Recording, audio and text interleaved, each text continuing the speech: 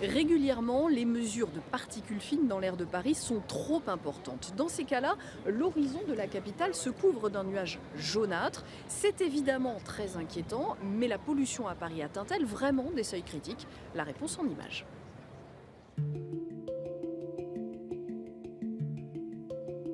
Paris, ses voitures, ses usines et ses particules fines dangereuses pour la santé et l'environnement.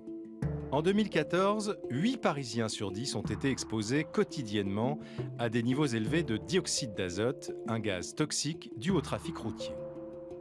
Parmi les quartiers les plus pollués, principalement ceux de la rive droite de la Seine, même les espaces verts sont touchés. Bois de Boulogne, Bois de Vincennes, Butte Chaumont. Le niveau de pollution est le même que celui des grands axes parisiens, comme l'avenue des Champs-Élysées ou le boulevard Haussmann. Dans le métro, aux heures de pointe, les taux de particules fines sont parfois 10 fois supérieurs aux normes, alors que plusieurs millions de Parisiens l'utilisent chaque jour.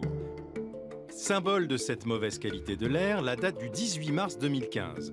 Ce jour-là, la circulation est très dense, le vent quasi inexistant.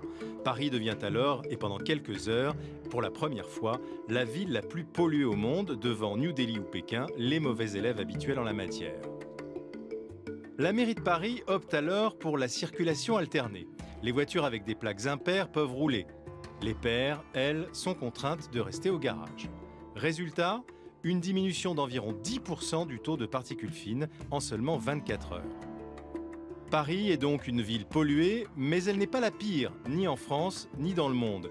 Sur le plan national, la capitale se classe au 7e rang, le titre peu envié de ville la plus polluée de l'Hexagone, revenant à Marseille.